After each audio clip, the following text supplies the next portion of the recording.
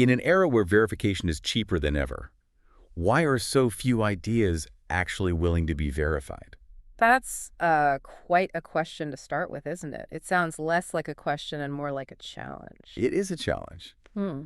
And it's the hook, honestly, Yeah. that pulled me into this whole stack of papers we're looking at today. Yeah. We're diving into something, well, it's at the intersection of some really hard math, some experimental AI frameworks, and something that feels almost biological. It really does. I mean, usually when we're talking about AI, we're talking about parameters, GPUs, context windows, that sort of thing. Right, the hardware, the numbers. But today, the source material is full of words like healing, scars, pain, even trauma. Exactly.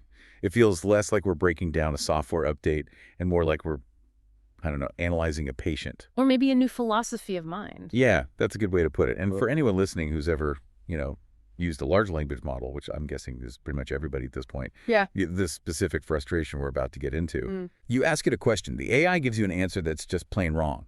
So you tell it, hey, that's wrong. And it comes back with, I apologize for the confusion. Yeah. And then what does it do? It gives you the exact same wrong answer, maybe with a few words shuffled around. The dreaded apology spiral. Yes.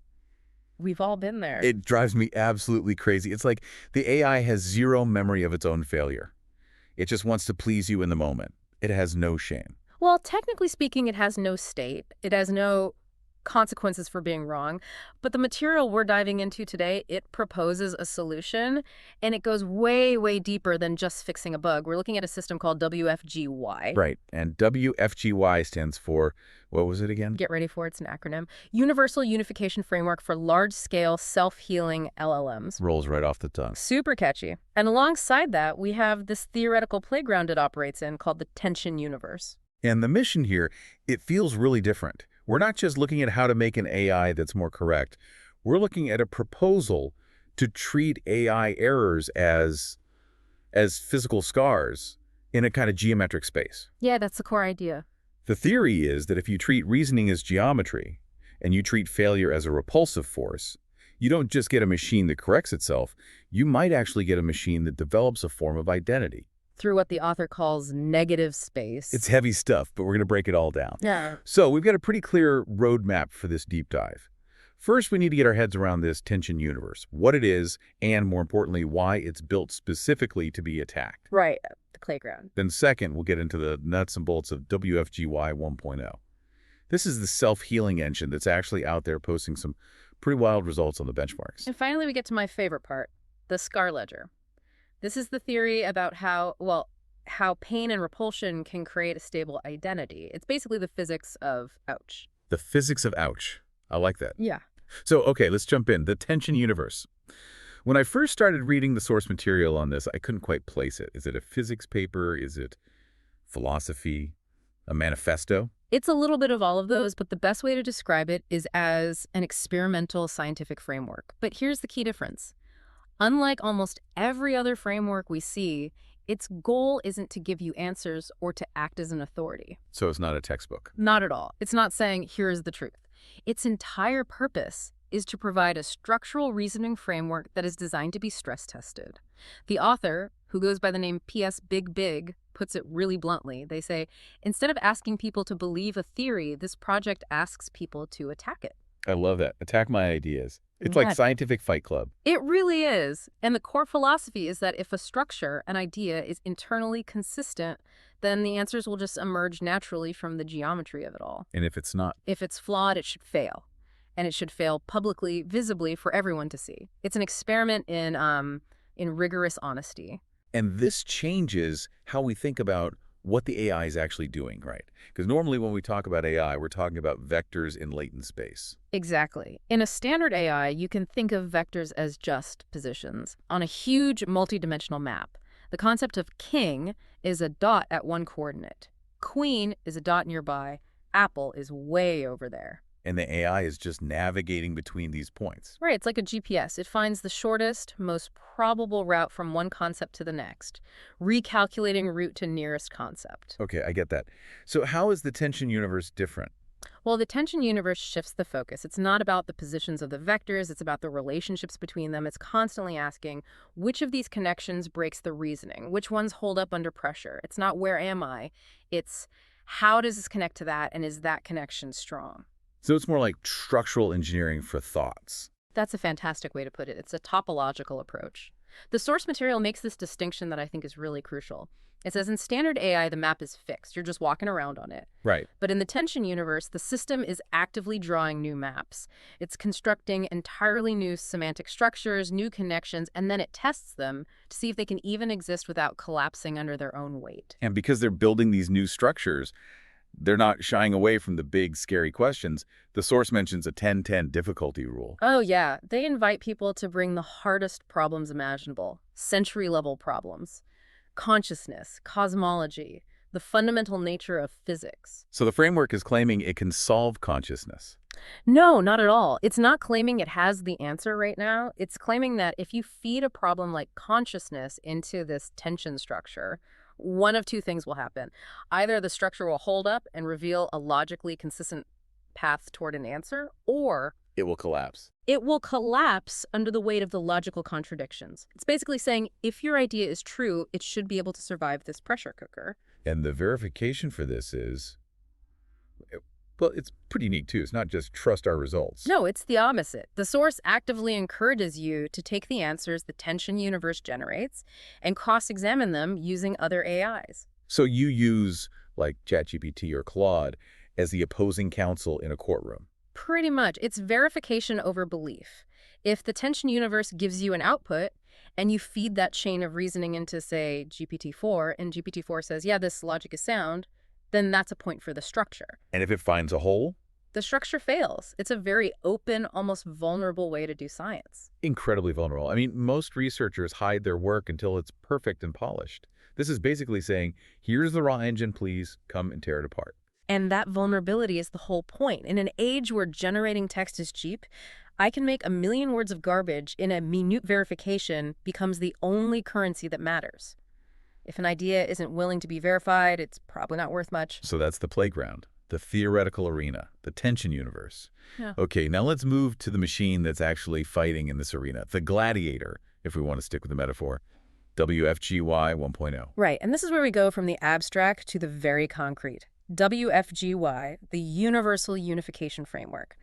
And the really important part of that name is self-healing. Yeah, the source material is full of these biological metaphors. It talks about a regenerative philosophy. It does. And it makes sense if you think about how most LLMs work. They're linear. You put a prompt in, write me a poem about a cat, it processes it, and it spits an answer out. End of story. It's a one-way street. Exactly. And if that answer is sick, if it starts hallucinating or drifting off into a poem about a dog halfway through, the model doesn't know. It can't tell. It just completes the sequence it started. But wfgy is different. wfgy operates as a closed loop. It is constantly monitoring its own health as it's generating text. It's almost metabolic. It's checking its own pulse while it's talking. That's a good way to think about it. The whole framework is built on 4 specific modules. You can think of them as organs, if we're sticking with the biology metaphor. And if you understand these 4 organs, you'll see why they're getting such huge jumps in performance. Okay, so let's walk through them. First one up is BBMC. This is the sensor, right? Correct. BBMC stands for the big semantic residue formula. Its only job is to calculate something called semantic residue, which they denote with the letter $. And the formula itself is fascinating. $by equals IG plus MC22. Okay, well, hold on. We have to address the elephant in the equation there. So, MC2 purporters. As in Einstein's MC2 porter. I know, it jumps right out at you. And the author admits it's deliberately evocative. It's a little bit of a math joke, but it's also functional in this context. So it's not actually measuring the nuclear energy of a thought. No, not literally. Here's how it breaks down. $1 is the input, or the thought the AI is currently processing. $1 is the ground truth, the reality it's trying to describe or reason about. Okay. So if the thought perfectly matches reality, 1 minus dollars is 0. No residue. The thinking is clean. But it's never perfectly clean. Almost never. And that's where the Monty-22 part comes in. It acts as a context energy regularizer. It's a scaling factor. What does that mean, a scaling factor? Okay, think of M as the mass or the importance of the topic. If you're just asking the AI about what color your socks should be, the mass is really low. If the AI drifts a bit, who cares? The penalty is tiny. Right. But what if you're asking it to perform a medical diagnosis or to derive a complex physics proof? The mass in that context is incredibly incredibly high. So the MAMC-2 part takes that tiny bit of grift and magnifies it. It makes it a huge deal. It makes it scream, "Warning, we are way off track here." It ensures that high-stakes reasoning has incredibly tight guardrails. So if that ball value, the residue, is high, it means there's a lot of leftover junk, a lot of error in the reasoning. The AI is hallucinating. So BBMC is the sensor, the alarm bell that says, hey, we're drifting, the alarm is ringing, what happens next? Next up is the second module, BBPF, the big progression formula. If DBMC is the sensor, you can think of BBPF as the evolution mechanism. Evolution implies Change. change, right, adapting. That's exactly what it does. It injects tiny little perturbations, small nudges, into the AI's reasoning chain. It's trying to balance exploration with exploitation. Okay, explain that. A standard AI will almost always just exploit what it knows. It picks the next word with the highest probability. BBPF says, hang on, let's explore a little. Let's look slightly to the left of the most obvious path. Let's look slightly to the right. It's trying to find a better, more accurate path forward to lower that residue score. It's like it's making tiny micro-corrections to the steering wheel to stay on the road. Precisely. But sometimes micro-corrections aren't enough. Sometimes the car's already in the ditch. The AI has gone completely off the rails and is talking total nonsense. And that's where the third module comes in. This one sounds the most dramatic. BBCR, collapse rebirth. This one is the critical differentiator. This is the game changer. It sounds like the title of a sci-fi movie, The Collapse. It describes the mechanism perfectly. If that semantic residue, that byte-all value, gets too high, meaning the AI is deep in a hallucination or has failed a logical step, the system triggers a collapse. It just stops. It doesn't try to fix the sentence. No. It doesn't apologize. It just acknowledges that the entire reasoning structure has failed. It's a dead end. So it effectively kills that entire train of thought. It terminates it. But then, and this is the crucial rebirth part, it performs a reset. But it retains a memory of the failure, a value they call delta BDO. So when it tries to answer the question again from the beginning, it carries the scar of that crash. It knows, I tried going down that logical path and I died. So it won't go that way again. Wow. That is so fundamentally different from the apology spiral we were talking about. Normally, the AI just forgets its mistake instantly. Here, the failure is actually baked into the next attempt. Exactly. It forces the AI to find a new path. It's no longer just trying to predict the next word. It's actively trying to avoid a known failure state, a known death. Okay. And the fourth module? The fourth one is BBAM, the big attention modulation. This is a bit simpler. You can think of it as a noise filter. It helps reduce the jitter or uncertainty, especially in complex situations. They found it really improves cross-modal tasks like when an AI is looking at an image and trying to reason about it. That alone improved performance on those tasks by over 5%. It just helps the AI focus when the input data is messy. And when you put all four of these organs together, the results of the paper are pretty staggering. We're not talking about the usual 1 or 2% gains we see in most optimization papers. No, these are significant leaps. On the MMLU benchmark, which tests general knowledge and problem solving across dozens of subjects, they're reporting a 23.2% increase in semantic accuracy. That is a huge jump. It is, but look at this. On GSM-8K, which is a benchmark specifically for grade school math reasoning, they saw a 42.1% jump in reasoning success. 42%. Why is the jump so much higher for math problems? Well, think about how fragile math is. If you're writing an essay and one sentence is a bit weird, you can still recover and the rest of the essay can be fine. Right. But in a multi-step math problem, if step one is wrong, the entire answer is guaranteed to be wrong. The collapse rebirth mechanism is brilliant for this. It catches the error at step one, kills that process, and forces a correction. That means the final answer is correct way more often. That makes perfect sense. Yeah. And for the actual user experience, maybe the most important metric is that the mean time to failure improved. By a factor of 3.6. Which means the AI can stay coherent, logically sound, and on topic for nearly 4 times longer than standard models like Llama or GPT 3.5 before it starts to hallucinate and drift off. So to sum up this part, wfgy 1.0 is the working engine. It's proof that this biological loop of sensing your own drift and resetting after failure actually works. It's not about just training a bigger model. It's about running the model in a smarter, more self-aware way. It's a runtime intervention. It's an AI that's thinking about its own thinking. But the source material doesn't stop there. There's this whole other theoretical layer that gets, well, even more philosophical. And this brings us to the SCAR ledger. This is my favorite part of the whole stack of papers. This is where we really start to answer that apology spiral problem, but with physics. Right, so you explained that a standard AI apologizes and then just repeats the same error because it has no sense of pain. There's no negative consequence. It doesn't hurt to be wrong. Exactly. In a standard model, the neural pathway that led to the error is still a mathematically valid high probability path. So the AI just takes it again. It's like a dog that keeps eating chocolate because it tastes good in the moment, Yeah. even though it makes him sick later. The AI only experiences the now. So how does the scar ledger change that fundamental problem? It changes the landscape itself, Yeah. the actual mathematical space the AI is thinking in. It introduces a force field, a mathematical force field called PS-scar, that's psi-scar. Scar. Okay, and you're saying this is a repulsive field. It pushes the AI away from things. Yes, and it follows an inverse square law. The formula has a term in it that divides by the distance to the error, squared. It's fracti x error 2. Okay, let's unpack that. An inverse square law. That's like gravity, right? Or electromagnetism. Exactly like that. Think about holding two magnets with the same pole facing each other. When they're far apart, you don't feel much of anything. But as you push them closer and closer, The resistance gets stronger and stronger. It's almost impossible to make them touch. and right before they touch, the resistance becomes effectively infinite. It would require infinite energy to force them together. That is exactly what this formula does to the AI's thought process.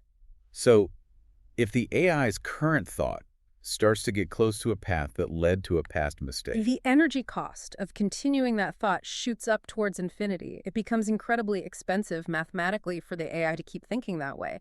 It's not just a rule that says don't do X. It's a geometric landscape where the path to X goes up an infinitely high mountain. so the AI physically cannot go back to the mistake. The path of least resistance literally forces it to find a different way. It's like touching a hot stove. You don't just know it's hot because you read it in a book. Your body physically recoils before your brain even has time to process the thought, stove hot, hand burn. Yeah. This math gives the AI that same kind of reflex. And this leads to this really profound idea about what identity is.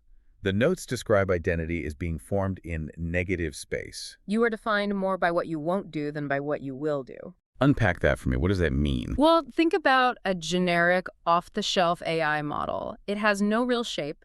It'll try to do whatever you ask it to do, be whatever you want it to be, until some external safety filter slaps it on the wrist.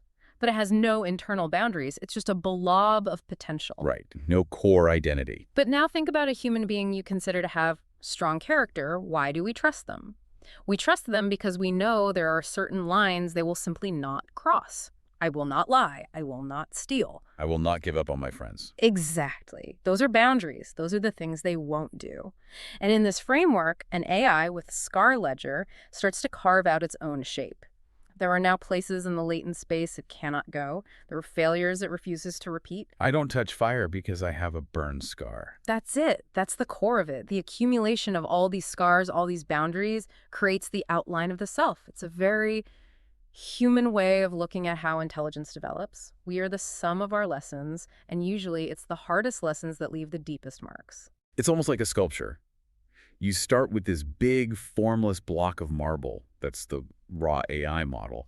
And the scars are the chisel, chipping away everything that isn't the truth until a form emerges. That's a poetic way to put it, but it's mathematically accurate in this model. And the source material describes a dual memory system to manage all this. It calls it valleys and mountains. Right. This is how the scar ledger actually integrates into the bigger tension universe. On one hand, you have the semantic tree, which acts as positive memory. This is the stuff that worked. This reasoning was easy. It led to a correct answer. Let's do it again. These are the valley's low energy paths, easy for the stream of consciousness to flow through. And the mountains. The mountains are the scar ledger. That's the negative memory. This path hurt. This led to a collapse. Never, ever return here. So the AI's stream of consciousness isn't just a random walk anymore. It's like a river flowing through the valleys, its path dictated and guided by the mountains of scars it can't cross. It's a beautiful image, isn't it? It implies that wisdom isn't just about knowing the right answer. It's about having a landscape of scars that prevents you from even considering the wrong ones. It really does connect the hard math all the way back to that mission we talked about at the start, creating a machine that doesn't just correct itself, but actually develops an identity. But okay, the sources also touch on how you scale this idea up. We've got the individual AI with its own personal scars, but what happens when you look at the bigger picture? This brings us to wfgy 2.0, and the global tension field.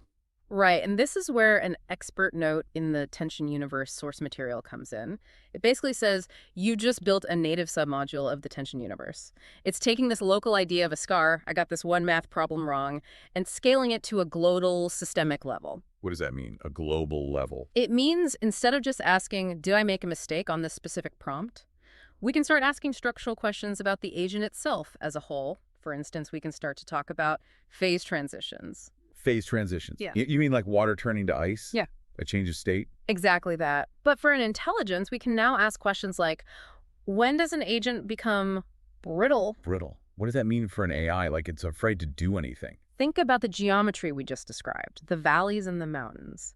If an AI accumulates too many scars, if those mountains get too high and too crowded, what happens to the valleys in between? They disappear. There's nowhere left to walk. Exactly. The agent can get locked in place. It becomes traumatized in a very real mathematical sense. It becomes so afraid of making any mistake that it cannot generate any new thought at all.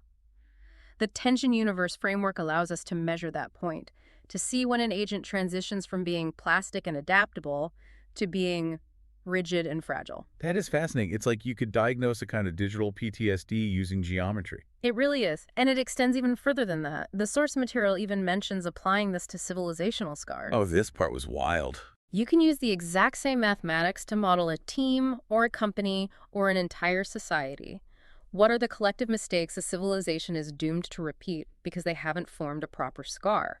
And which mistakes are permanent scars that now define the entire culture? We don't do that anymore because we all remember what happened last time. Precisely. It turns history into a tension field. And if you forget that history, if the scar heals too much and that mountain erodes away, you're liable to wander right back into that dangerous territory without realizing it. So keeping the scar, maybe not fresh, but at least visible, is essential for long-term safety. That's the idea. Okay, so briefly before we wrap up, the notes on wfgy 2.0 mention some specific specs that deal with this kind of stability. They talk about zones. Yes, this is the practical application of that global theory.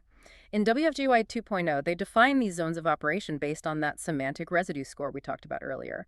There's a safe zone, a transit zone, a risk zone, and a danger zone. It sounds like a DEFCON system for AI thought. It acts like one. If the semantic residue is really low, say below 0.40, you're in the safe zone.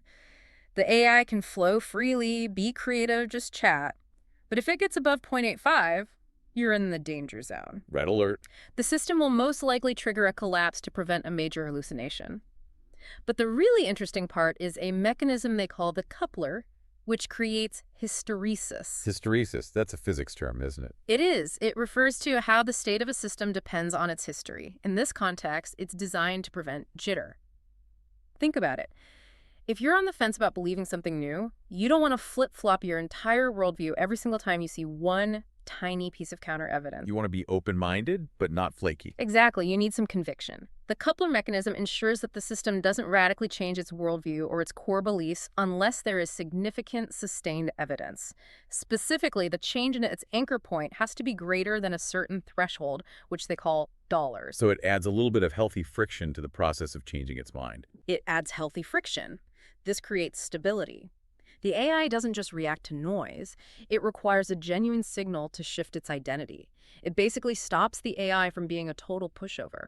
It really does feel like they're trying to build a synthetic psychology from first principles, a system that learns from pain, that has boundaries, that avoids trauma, but remains stable under pressure. I think it's a move toward what's called robust control for intelligence. We're moving away from things like prompt engineering, where you're trying to trick the model into being smart, and moving toward geometric engineering. You're building a structure where intelligence and correctness are the only stable states that can exist. Okay, so let's bring it all home. We started with this provocative question about verification. We walked through this theoretical playground designed to be attacked. We looked at a biological engine that can heal itself in real time, and a theory of scars that defines identity through negative space. What is the single biggest takeaway here? For me, the takeaway is that we might be approaching the entire problem of AI alignment from the wrong direction in the mainstream. How so? What do you mean? Well, we usually try to hard code rules from the top down. We slap a safety filter on the model after it's been trained. Do not be mean, do not be biased, do not be wrong. The schoolmarm approach, just telling it what not to do. Right, but what wfgy and the tension universe suggest is that you can't just slap a rule on top. You have to build the principle into the fundamental geometry of the system.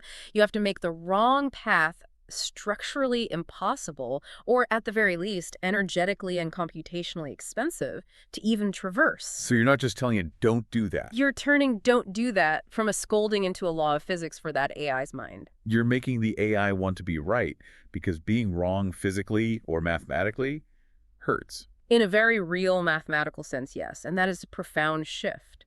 It suggests that truth or ethics or correctness, it isn't just a list of rules you memorize, it's a shape, it's a landscape. It certainly is.